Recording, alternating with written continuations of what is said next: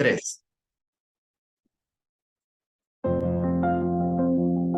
Indoamérica Investiga, un programa de divulgación científica que informa sobre la actividad investigadora que realizan los científicos y científicas de la Universidad Tecnológica Indoamérica. Además, entrevistamos a investigadores e investigadoras nacionales e internacionales que aportan a la red de investigación de nuestra universidad. Indoamérica Investiga, como canal de comunicación universitario, tiene como objetivo servir de conexión directa con la sociedad. Queremos contribuir y dar a conocer el trabajo de las investigadoras y los investigadores.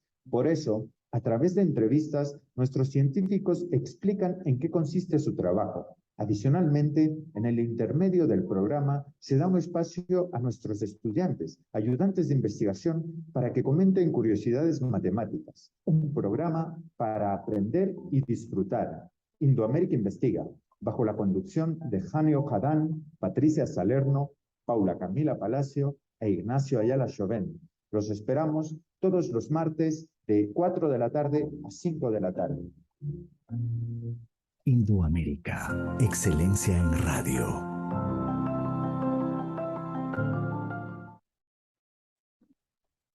Buenas tardes, bienvenidos y bienvenidas a este espacio de divulgación científica que hacemos desde la radio de la Universidad Tecnológica Indoamérica. Es un placer estar con todos ustedes y también con nuestra invitada de hoy, la profesora María Augusta Hermida. ¿Qué tal, María Augusta? Buenas tardes, ¿cómo estás?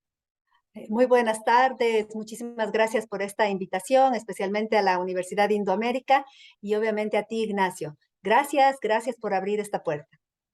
Es un placer tenerla aquí, es primera vez en Radio Indoamérica, Indoamérica Investiga, y esperamos que no sea ni mucho menos la última, puesto que María Augusta Hermida, además de ser una investigadora, es la primera rectora de la Universidad de Cuenca, es un verdadero orgullo. María Augusta Hermida es doctora en arquitectura por la Universidad Politécnica de Cataluña, es directora del Grupo de Investigación Ciudades Sustentables YACTALAB, profesora principal de la Facultad de Arquitectura y Urbanismo de la Universidad de Cuenca, docente invitada de diversos programas de maestría, doctorado, coordinadora de redes nacionales e internacionales de arquitectura y ciudad, conferencista invitada a nivel nacional e internacional, es autora de una nutrida lista de publicaciones que están registradas en Scopus y Web of Science. Su investigación se enfoca en temas relacionados con el diseño urbano arquitectónico y la sostenibilidad y resiliencia de las ciudades latinoamericanas. En el ámbito profesional es fundadora de Durán Hermida Arquitectos Asociados, en donde ha ganado varios premios por su arquitectura. María Augusta, parece que has estado involucrada en todo, desde la docencia hasta la investigación, incluso eres rectora de la Universidad de Cuenca. Pero empecemos con tus líneas de investigación. ¿Cuáles son tus líneas de investigación? Bueno, efectivamente, tal como mencionas, durante mi vida profesional he incursionado en varias ramas del conocimiento. Empecé, de hecho, con la arquitectura, particularmente lo que es el diseño arquitectónico, pero luego incursioné en los estudios de ciudad y posteriormente en lo que es la docencia universitaria, la reflexión sobre qué es la universidad en el siglo XXI, y aquí estoy como rectora. Dentro de mis líneas de investigación de los años previos al rectorado, pues estas se centraron en todo lo que es la sostenibilidad y la ciudad, entendiendo a la ciudad como un sistema complejo en donde confluyen diversos indicadores y fenómenos que a la final tienen que interrelacionarse para dar resultados. Entonces, mi actividad investigativa de estos años se ha centrado en fundar en primer lugar lo que le conocemos ahora como el Grupo de Investigación YACTALAB, y ahí trabajar en varias ramas. Las principales, quizá me gustaría mencionar lo que es la vivienda social, lo que es el metabolismo urbano, la movilidad urbana, la densificación de la ciudad, es decir, el crecimiento de la ciudad, entre otros. Y eso ha sido mi producción básicamente científica, académica, de libros, en fin. Qué interesante. Hay una combinación interesante y te quería hacer una pregunta de curiosidad. Tú cuando empezaste tus estudios, estudiaste filosofía, escuché en alguna parte. ¿Eso ha influenciado en tu forma de actuar como investigadora?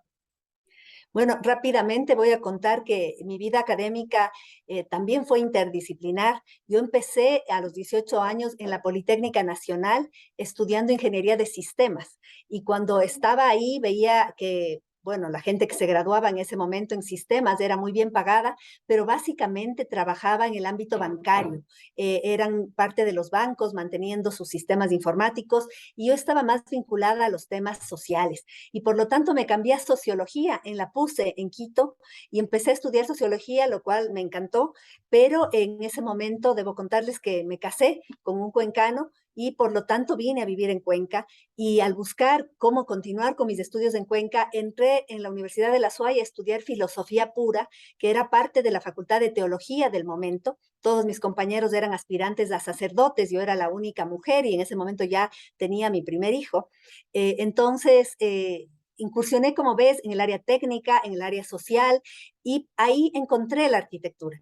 Encontré la arquitectura y realmente fue en la carrera en la que me sentí totalmente identificada porque combinaba las ciencias sociales, la reflexión filosófica, lo técnico, pero también lo artístico, que para mí es fundamental. Y por eso la arquitectura me calzó como anillo al dedo, como se dice habitualmente.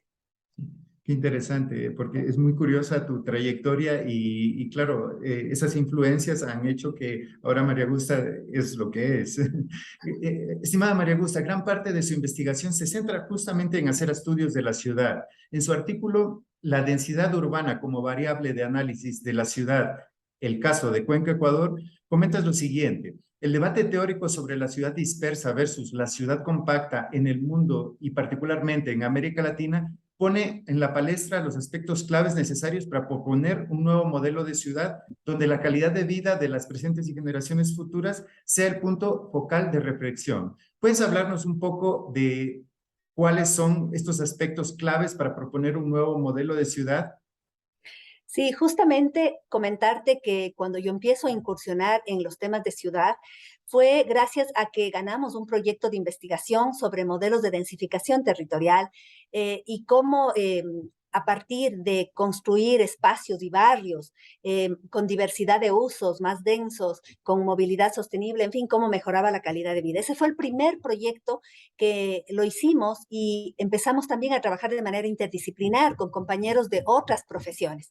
Hasta hace poco tiempo pensábamos los arquitectos que íbamos a cambiar la ciudad, que solo desde la arquitectura o el urbanismo se podía transformar un sistema tan complejo como es la ciudad. Obviamente con el paso de los años está más que demostrado que eso no puede ser así, que solamente un diálogo interdisciplinar puede transformar las ciudades. Entonces, cuando empezamos a hablar de los modelos de ciudad, tal como tú mencionas, empezamos a descubrir que en las ciudades intermedias, particularmente en Cuenca, había una característica que la habíamos tenido durante gran parte del siglo XX, que era justamente esta ciudad diversa y esta ciudad densa.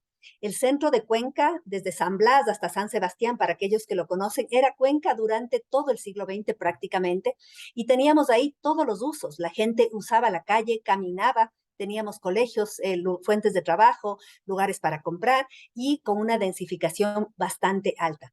Lo que nosotros propusimos en ese primer artículo es demostrar cómo Cuenca, a partir de la segunda mitad de los años 70, segunda mitad de la segunda parte del siglo XX, empezó a dispersarse y cómo esto empezó a complicar el funcionamiento de Cuenca. Y veíamos las grandes ventajas de retomar la ciudad densa.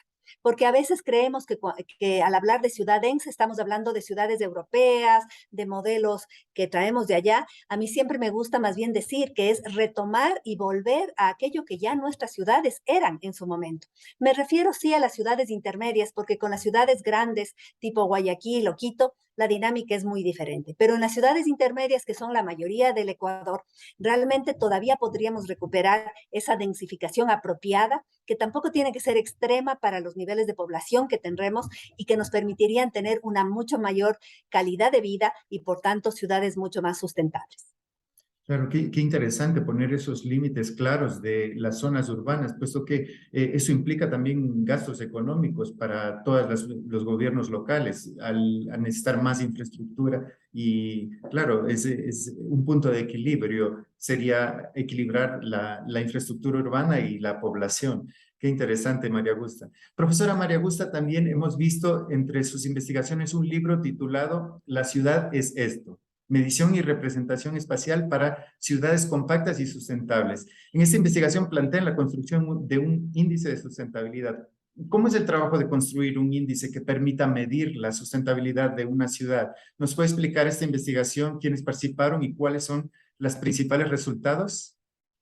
Sí, sí, justamente este libro es el resultado del trabajo interdisciplinar. Lo hicimos conjuntamente con otros compañeros, por ejemplo, Daniel Orellana, que es PhD en análisis espacial, Natasha Cabrera, que es especialista en temas urbanos, Pablo Osorio también, que es experto en estudios urbanos, pero más desde la estadística, y obviamente mi persona y otros compañeros más. Lo importante de este libro para mí es reconocer primero cuáles son todos aquellos aspectos que definen y que se correlacionan en la ciudad. Reconocerlos, cuáles son los pertinentes para nuestra realidad, con qué datos contamos, porque a veces cuando vemos índices construidos en otras latitudes del planeta, claro, son índices construidos a partir de data que ya es de uso común, que los municipios la tienen, pero en nuestro caso tuvimos que construir un índice buscando cuáles son esos factores más importantes y sabiendo que no contamos con toda la información y que tenemos que tener criterios para la toma de decisiones a partir de la realidad de nuestras ciudades latinoamericanas. Entonces, definimos una serie de indicadores, construimos estos indicadores con los datos que contamos en la ciudad de Cuenca y a partir de ahí lo más interesante es que automatizamos estos indicadores para obtener este índice de sostenibilidad urbana. Lo importante de automatizar un indicador es que este puede ser utilizado por los GATS en diferentes momentos y no tienes que contar, que volver a hacer todo, sino simplemente metes los datos más importantes y obtienes este índice de sostenibilidad.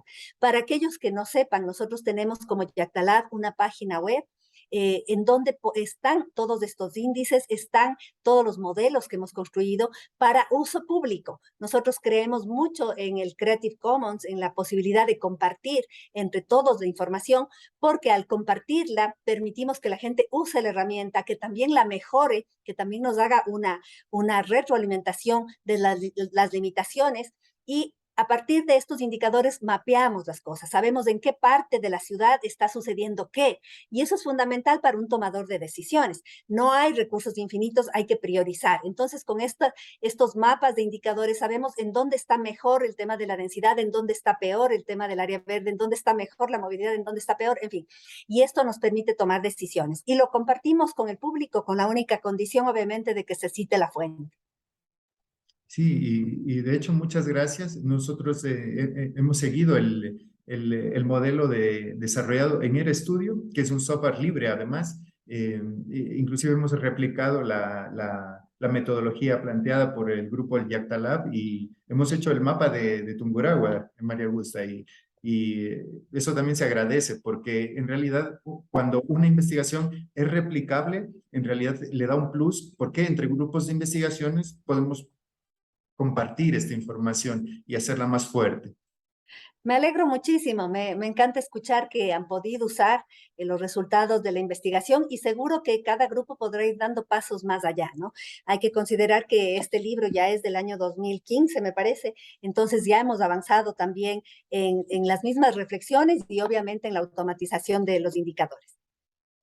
Sí, sí, y yo pienso que es muy útil y en realidad sí que tiene una influencia muy fuerte en las instituciones públicas porque visibiliza datos que a veces inclusive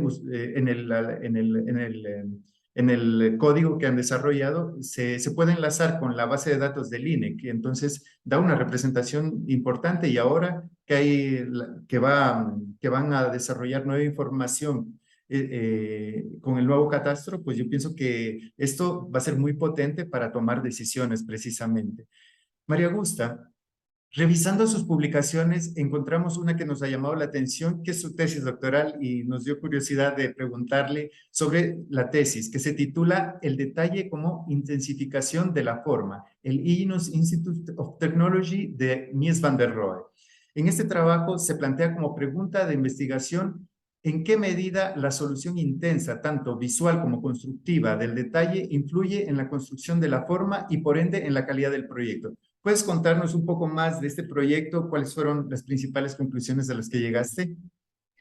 Sí, gracias por mencionar mi tesis doctoral. No he hablado de ella hace mucho tiempo, pero creo que sí es interesante. Al igual que lo que te conté al comienzo, ¿no? Esta trayectoria tan eh, interdisciplinar que yo tuve al comienzo de mi formación académica, también luego ya con la arquitectura yo he incursionado en cosas diversas. Entonces, ahora hace un momento estuvimos hablando de mi etapa como investigadora de ciudad, pero tuve una etapa anterior que de hecho culminó con mi tesis doctoral en donde me dediqué al diseño arquitectónico. Tengo obra construida en la oficina Durán y Hermida Arquitectos Asociados y como parte de esa etapa de mi vida de arquitecta, incursioné en un tema que es fundamental para hacer buena arquitectura, para hacer arquitectura de calidad, que es el sistema constructivo y el detalle constructivo, entendiéndole al detalle constructivo como la relación entre materiales, cómo tú solucionas la relación entre materiales, que es la parte más difícil, de hecho, en la construcción ya del espacio, ¿no? Eh, una buena relación entre materiales hace que el proyecto tenga más calidad o menos. Esa es la hipótesis que yo planteo en mi tesis. Es decir, si yo voy a tener un muro de ladrillo y unas columnas metálicas, tengo que resolver el encuentro entre el ladrillo y el metal. Si no lo resuelvo, si no lo pienso simplemente en obra, quedará ahí una junta que se trizará seguramente porque el comportamiento del ladrillo es muy diferente al comportamiento del metal. Entonces la tengo que resolver. Y para demostrar que el cuidado en este tipo de detalles, que son la relación entre materiales, intensifica la forma, la llamo yo, pero en realidad es decir que eleva la calidad del proyecto arquitectónico, elegí a un arquitecto que es un arquitecto símbolo, diría yo, de la arquitectura moderna del siglo XX, que es Mies van der Rohe. Mies van der Rohe tiene una obra extensa, sobre todo en Estados Unidos, a donde él migró luego de que el gobierno nazi impedía que él haga su arquitectura en Alemania.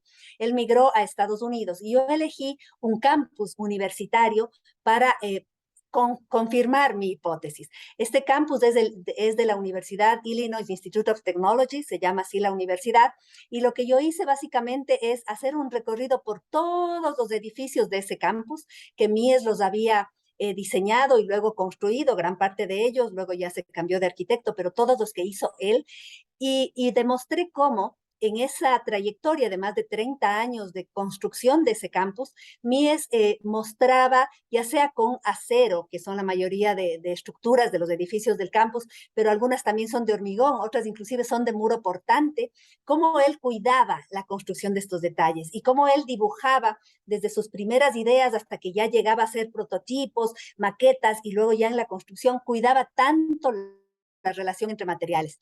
Y a partir de estudiar estos 30 años del Illinois Institute of Technology, fuimos comparando con otras obras que él hizo paralelamente al campus, desde la Casa Farnsworth, del edificio Seagram, que son edificios muy conocidos en la historia de la arquitectura, y cómo lo que él iba probando en el campus también iba apareciendo ya en edificios más costosos, más emblemáticos, en fin. Entonces, a la larga demuestro que sí, que efectivamente el cuidado del detalle, el cuidado de la relación entre materiales, el cuidado del sistema constructivo es lo que da calidad a una obra y también a una ciudad. Aquí hay un ejemplo bien lindo, aprovecho para contar, cuando venimos a Cuenca, todo el mundo se maravilla, somos una ciudad patrimonio de la humanidad, particularmente por su centro histórico, obviamente, y yo siempre pregunto, ¿por qué creen que el centro histórico es tan bueno? ¿Significa que antes había arquitectos mejores cuando se hizo este centro histórico a comienzos del siglo XX? Obviamente no, ni siquiera habían arquitectos. ¿O será que había mejor control municipal de cómo construye la gente? Obviamente no. Es básicamente porque se basaban en un sistema constructivo. En ese caso, la construcción en tierra, ¿no? Los muros, las aberturas no podían ser tan grandes, habían los balcones para conversar con la gente en la calle, y esto hacía que la gente no se dispare, sino que guarde un rigor. Y el rigor estaba marcado por el sistema constructivo. Y es lo mismo que yo digo en mi tesis, ¿no? Necesitamos ser rigurosos con el sistema constructivo y cuidadosos con la relación entre materiales, intensificando el proyecto. Entonces, cuando vemos el centro histórico, es gracias a ese sistema constructivo que se convierte en una camisa de fuerza, pero no una camisa de fuerza negativa, sino totalmente positiva. Positiva. Ahora, claro, con el uso de los volados, del hormigón, el metal, a veces nos disparamos mucho y vamos construyendo cosas que no contribuyen a la calidad de los distintos tramos de la ciudad, en fin. De eso se trata mi tesis y a partir de ella hicimos una propuesta de maestría de proyectos arquitectónicos allá en el año 2004, que ya está en su 9ª cohorte, que ha tenido muchísimo éxito, basada justamente en la reflexión teórica que está en mi tesis y obviamente de otros grandes teóricos que también sirvieron de base para proponer esta maestría. Y qué interesante. Cada vez que entrevistamos a personas como tú, aprendemos mucho, María Gusta, y se agradece. María Gusta, hemos llegado a la mitad de nuestro programa, y en la mitad de nuestro programa siempre hay estudiantes, ayudantes de investigación que explican cosas, y hoy la tenemos a Caro Orbe. Buenas tardes, Caro.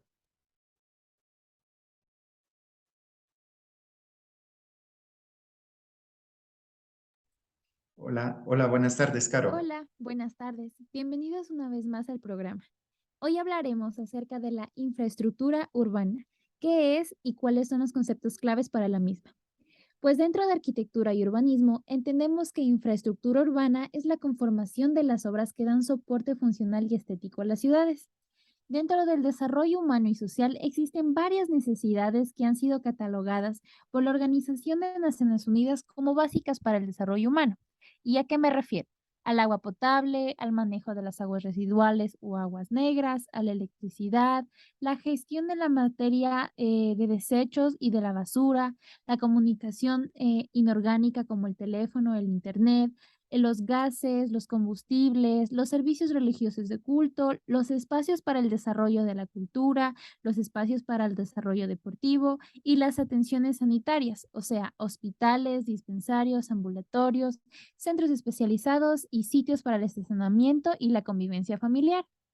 Pues bien, la infraestructura urbana es análoga al marco interior de un edificio. Como el marco y el soporte estructural subyacente del edificio, la infraestructura urbana es la base estructural suficiente para la ciudad. Las ciudades desde los primeros tiempos han tenido servicios de infraestructura urbana como carreteras y alcantarillado, y todo ese desarrollo implica la provisión de servicios públicos y el uso de espacios públicos, que se consideran esenciales para la capacidad de las personas al vivir dentro de la ciudad. Con el tiempo, una noción cada vez más aceptada fue la circulación del aire, de la luz solar, el comercio, los vehículos, el agua, los desechos, etc. Las personas e incluso el conocimiento era tan esencial para el funcionamiento saludable de la ciudad como para emplear otra analogía, o sea, la sangre circulando a través del ser humano o del cuerpo, más o menos así. Lo que marca el desarrollo de la infraestructura urbana moderna se fue desde el siglo XIX, con donde se asocia una estrecha relación con el desarrollo tecnológico, la industrialización y el espacio espectacular del crecimiento de la población dentro de las ciudades, no solamente afuera de las mismas. Y si bien las definiciones de infraestructura urbana pueden incluir todas y cada uno de los servicios públicos, se deriva desde el siglo XIX que el periodo formativo de la ciudad moderna consiste en calles y bulevares, transporte público, nuevos sistemas de alcantarillado y provisiones de agua, luz y gas. El efecto neto de estos desarrollos son la creación de la ciudad moderna como los elementos esenciales de la infraestructura. Y es así que consisten en solamente los servicios básicos en un entorno construido. ¿A qué se refiere? A que incluyen edificios y conexiones. La infraestructura es un término muy amplio y un ejemplo puede ser la estructura básica del suministro de energía, las aguas, el transporte y el sistema de drenaje. La infraestructura dura versus la blanda. Pues bien, hay dos tipos de estructuras que son las principales, y esto que tiene un sentido de urbano, también una estructura social y económica, y se refiere a las instituciones que deben existir para que se mantenga la ciudad. Podemos describir que la infraestructura de atención médica no solo son los edificios del hospital, sino también la experiencia del personal médico, el dinero para pagarla, el sistema legal que permite que suceda, la voluntad política para tomar decisiones adecuadas sobre la prevención y provisión de atención médica especializada. Pues bien, toda esta infraestructura urbana casi siempre se ejecuta mediante un sistema de red, en el que incluye los insumos, salidas, enlaces y lo más importante, los puntos nodales. Los insumos puede ser el material o la energía que ingresa al sistema urbano y las salidas son el material de desecho que sale del mismo. Los enlaces pueden ser las tuberías, las carreteras, los edificios, prácticamente lo que distribuye la energía o el material a través del sistema. Y por último, los puntos nodales son las ubicaciones centrales que se conectan entre sí. A menudo hay muchos puntos nodales que operan una jerarquía y los nodos se pueden conectar en una parte del sistema más importante. ¿Y tú, sabías algo más acerca de este tema?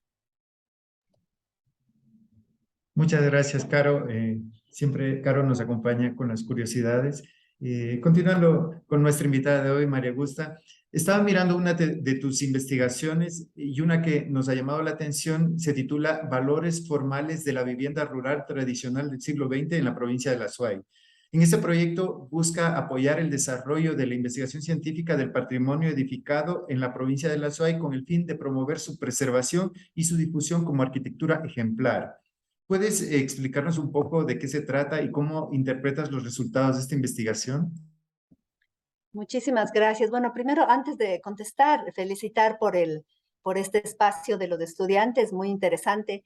Y ya que hacían referencia a las infraestructuras, creo que es sumamente importante empezar a reflexionar cuáles son las infraestructuras que el futuro nos depara, porque obviamente las ciudades se han ido transformando justo por estas infraestructuras, como mencionabas ahí, agua, luz, en fin, vías. Pero ¿qué va a pasar a futuro con las energías renovables? Con los cambios de paradigma, ya no la distribución de la energía eléctrica, por ejemplo, sino más bien, más que la centralización, la distribución, es decir, producir la energía eléctrica en las propias viviendas. Quizá ya no tendremos los cables y los postes, quizá podamos reciclar el agua en las mismas casas. Entonces hay muchos temas que son muy interesantes para reflexionar ya no del pasado, sino hacia el futuro. Felicitaciones por ese espacio. Volviendo entonces a tu pregunta, Ignacio. Sí, esa fue una investigación que tuvo mucha trascendencia en su momento, y cuando el INPC hizo un inventario de todos los bienes patrimoniales, tanto de las zonas urbanas como de las rurales. Cuando observábamos de las zonas rurales, veíamos que son las más indefensas, por cuanto todas estas viviendas o equipamientos en general están en manos de personas o de GATS que no tienen muchos recursos para su manutención. Entonces veíamos que era muy importante resaltar el valor, pero no solamente resaltar el valor porque son antiguas. A veces la gente piensa que porque algo tiene 30 años ya es valioso en sí mismo. Eso no es así. Hay cosas que pueden ser antiguas y que no tengan valor. O alguna gente también decía, porque son construidas en tierra, entonces son valiosas. Tampoco. No solo por el hecho de estar construidas en tierra o tener sistemas constructivos de adobe o madera, les hace valiosas. Entonces nosotros definimos qué le da valor a una obra. A eso nos referimos con los valores formales. ¿Qué le da valor? Y obviamente hay una serie de interrelaciones entre el sistema constructivo, el espacial, la materialidad, en fin, una serie de cosas y el lugar en donde se emplaza. Eso es fundamental, si se emplaza en pendiente, cómo responde a la pendiente, a las vistas, al viento, al sol, en fin, todo eso le da valor o no a una obra. Entonces lo que hicimos es plantear este proyecto de investigación y justamente dedicarnos a mirar las casas, las viviendas de las zonas rurales de la provincia y definir si tienen o no valor y cuáles son más valiosas que otras, porque si hay que invertir un poco de recursos, hay que ir a las más valiosas. Hicimos este catálogo muy interesante, se levantaron las plantas, las fachadas y les fuimos dando valor, les fuimos valorando en diferentes aspectos, algunos de los que he mencionado, y se hizo una exposición inclusive de las más valiosas. Hay algunas obras que son realmente ejemplares, particularmente había una casa que resultó ser la mejor, que queda en una zona que se llama San Martín de Puchío, aquí en el Azuay, una zona muy deprimida del Azuay, y que era una casa valiosísima y se veían en su configuración temas neoplásticos que uno no se imaginaría que pueden aparecer en una casa construida seguramente por constructores autoformados, en fin, ¿no? De la zona rural. Y habían unos movimientos neoplásticos muy interesantes de desplazamientos, de aberturas, de vacíos con llenos. Es una casa espectacular que es más, está en la portada del libro y siempre yo la he puesto sobre el tapete, siempre en toda presentación para que se valore lo que tenemos. Lamentablemente, en ese momento cuando hicimos esto, tratamos de incidir en su preservación y debo ser sincera, fallamos. Fallamos en el sentido de que la investigación se publicó, está publicada en paper, hay un libro, se han hecho una serie de nuevas tesis a partir de esa tesis en otras zonas del Ecuador, en fin, pero no se ha logrado construir una política pública que realmente incida en preservar. Y cuando hemos vuelto a visitar estas casas después de algunos años, porque ya son varios años de esa investigación, muchas están en una condición terrible, algunas ya no existen, han sido derrocadas, en fin. Entonces, el gran reto, y ahora como rectora, ese es mi gran objetivo, es que incidamos más desde la universidad en la construcción de política pública.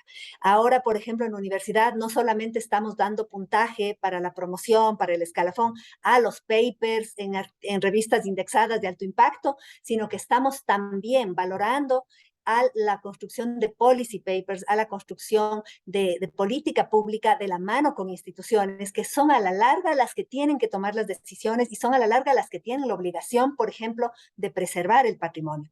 Pero nosotros como universidad debemos tratar de incidir lo más posible en esa toma de decisiones.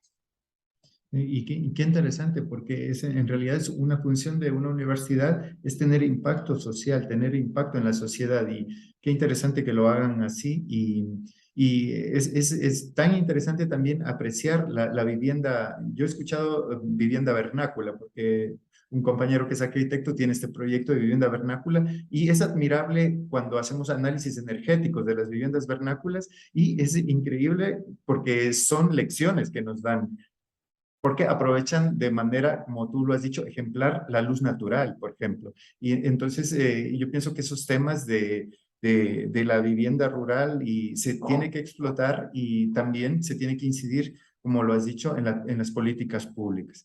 Profesora, entre sus publicaciones hemos encontrado un proyecto de investigación que nos ha llamado la atención, que se llama Río Urbano: medición, representación espacial y estrategias de diseño para márgenes de los ríos urbanos. En este proyecto propone una valoración de los ríos a través de un sistema de indicadores estructurados en dos ejes: conectividad y confort.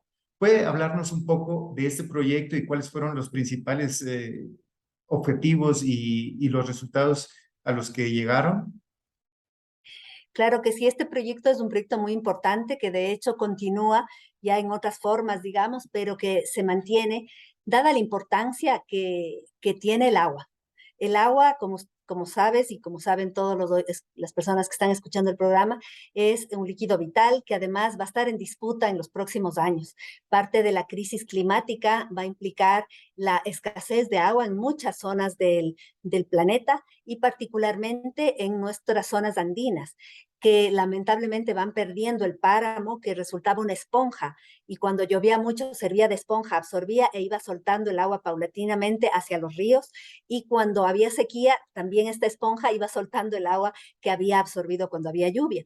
Esto en Cuenca es particularmente notorio. Nosotros tenemos 4 ríos y múltiples quebradas que nos rodean, que le da también el encanto a nuestra ciudad, y ahora vemos, apenas llueve, crecen los ríos de manera impresionante y pueden haber inundaciones. De hecho, ha habido muchas, y apenas no llueve, casi inmediatamente el río se seca. Es decir, es un extremo, ¿no? Justamente ahora, hasta ayer estaba seco. Ayer en la tarde, por suerte, llovió también de una manera rarísima.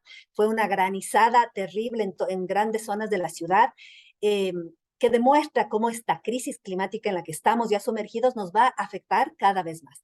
Entonces, la reflexión sobre los ríos urbanos nace a partir de la importancia del agua, a partir también de cambiar el paradigma del agua. Hasta ahora hemos considerado que el agua es un recurso renovable y que además no nos importa contaminarla, es decir, jalamos la cadena del baño y contaminamos entre 8 y 10 litros de agua potable, que ha tenido todo un proceso para llegar hasta nuestra casa potable, la contaminamos y nos olvidamos, no nos importa hacia dónde va ni qué va a pasar con río abajo, digamos. En el caso de Cuenca, es una ciudad que ya desde hace muchas décadas ya procesa el agua servida de su ciudad en un 80%. No es el caso de otras ciudades del Ecuador que no procesan nada, ¿no? Y recién proyectos que están pensando hacerlo y recién están empezando. De todas maneras, eso tiene que cambiar. Primero, el agua no es renovable. el agua se va a agotar.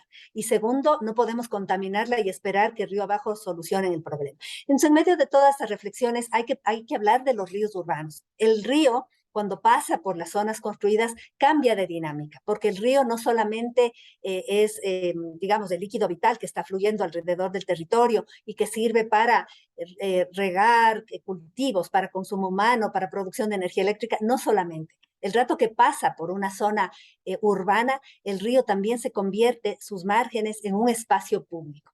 Entonces, nuestra reflexión une todo este tema de la importancia del agua con la importancia de lo público, del espacio público como el lugar del encuentro o del desencuentro también, cuando es un espacio público de mala calidad.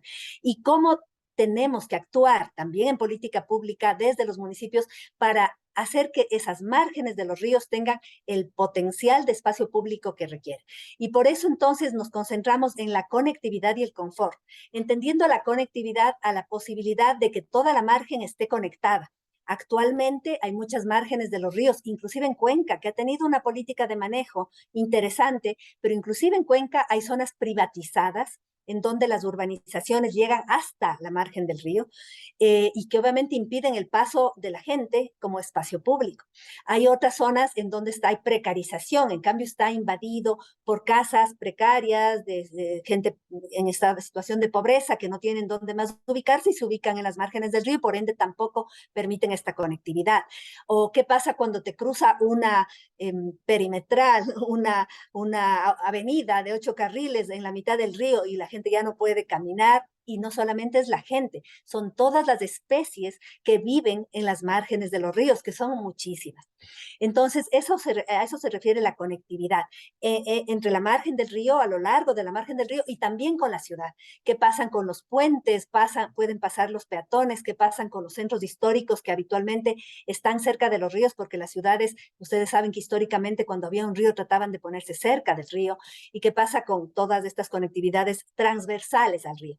Y el confort se refiere a la calidad de ese espacio público, entendiendo que es un espacio público que tiene que ser permeable, que debe tener vegetación nativa, vegetación diversa, que respete la biodiversidad, en fin. Entonces trabajamos estos dos conceptos, conectividad y confort, y al igual que en la primera intervención hablamos de la construcción de indicadores, aquí también lo hicimos, con la diferencia de que aquí decidimos primero caracterizar al río, porque el río urbano en Cuenca y en cualquier ciudad no tiene las mismas características a lo largo de todo el recorrido por la ciudad. Hay zonas, como ya dijimos antes, que pueden estar mucho mejor, hay zonas que pueden estar mucho peor. Entonces, lo primero era caracterizar las distintas zonas y luego sí construir estos indicadores, medirles en cada una de estas zonas y construir el índice. Nuevamente, ¿para qué? Para tomar decisiones focalizadas. Si hay una zona del río, nosotros trabajamos con el río Tomebamba, que ustedes saben es el río más emblemático de Cuenca, es además el que queda, sus márgenes dan hacia el centro histórico, en donde se asentó la ciudad histórica, y hacia la zona de expansión de la ciudad, justamente en los años 60, 70, ¿no? Entonces tomamos el río Tomebamba y claro, empezamos a medir y encontramos cosas muy sorprendentes que a veces no sabemos, ¿no? Por ejemplo, en cuanto a los usos de las márgenes de esos ríos, descubrimos que inclusive en la zona del Barranco, que ustedes saben es una zona muy emblemática de Cuenca, muy turística, en fin, esta zona no es amigable ni con niños ni con adultos mayores. Es mucho más abierta hacia adultos y hacia adultos hombres. También cuando medimos el comportamiento ahí de la gente, habían menos mujeres, muy pocos adultos mayores y muy pocos niños. Es decir, no reunía las condiciones adecuadas para ser una ciudad inclusiva, equitativa. Entonces, cuando tú tienes esos datos a través del indicador y a través del índice, pues sabes que ahí hay problemas de rampa, hay problemas de inseguridad, hay problemas de usos para estos otros sectores de la población. En otros lados hay otro tipo de problemas. Entonces, lo lindo fue calificar y ver qué zona salió peor, cuál está mejor, o en qué aspecto está mejor una zona y en qué aspecto está peor otra. Y este también es un estudio abierto que está compartido para toda la comunidad de investigadores para seguirlo mejorando y usar en otras ciudades que tengan ríos, que son muchísimas, ciudades pequeñas o grandes que tengan ríos. Qué interesante, María Augusta, es una tremenda investigación y en realidad toca varios puntos, la usabilidad, la seguridad. Siempre que no hay niños ya es un sinónimo para mí de inseguridad, porque donde hay niños hay seguridad. Y también los corredores ecológicos, siempre pensar la infraestructura para que no se pierdan esos corredores ecológicos. María Gusta, ya casi llegamos a la final del programa, se está pasando súper rápido y te quería hacer solo tres preguntas que tienen que ver no tanto con el ámbito técnico, pero un poco para cambiar el tono de la entrevista. La primera es, María Gusta, eres arquitecta, docente e investigadora. ¿Esto es compatible con la maternidad? Esta pregunta la realizo por todas las investigadoras que son madres y que tienen que trabajar. ¿Qué mensaje nos darías? Bueno, muchas gracias. Es una pregunta absolutamente necesaria. De hecho, ni nuestra sociedad ni nuestras universidades eran amigables con la maternidad. Por eso es muy grave el efecto embudo que se da en las instituciones. Es decir, entramos muchas mujeres. Actualmente en la Universidad de Cuenca el 57% de estudiantes son mujeres, pero el efecto embudo significa que conforme avanzan los años y al graduarte y las maestrías y la docencia, la investigación y en fin, cada vez quedamos menos con este efecto, ¿no? El efecto embudo. Y también el efecto del techo de cristal, que es muy interesante, que son todas estas barreras que tenemos las mujeres, entre ellas la maternidad, y que no se ven, porque aparentemente frente a la ley todos somos iguales, todos podemos hacer lo mismo si nos esforzamos de igual manera, pero esa igualdad aparente frente a la ley no es real, no hay equidad. Las mujeres tenemos nuestra capacidad biológica de ser madres y por tanto necesitamos una política pública, una política dentro de las universidades que nos permita que a más de ser madres podamos continuar con nuestra carrera académica. Y son cosas sencillas, una de las cuales ya hemos implementado en la Universidad de Cuenca, bueno, algunas, que es por ejemplo tener lactarios. Los lactarios no son los espacios en donde tú te encierras para dar de lactar a tu hijo, que nadie crea eso equivocadamente. El lactario es un espacio en donde las mujeres que están en periodo de lactancia pueden extraer la leche para que otra persona le pueda dar a su bebé.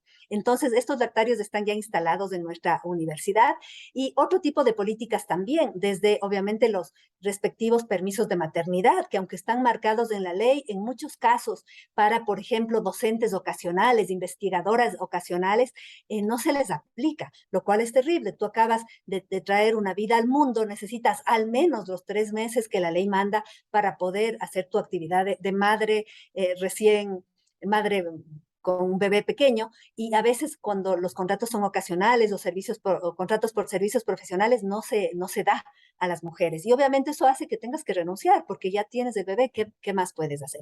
Entre muchas otras cosas. Otra, por ejemplo, es la presencia de guarderías o espacios de desarrollo infantil al interior de los campus universitarios para que tú, después de esos 3 meses, puedas ir con tu bebé, le dejas en el centro de desarrollo infantil, das tus clases, haces investigación, en fin.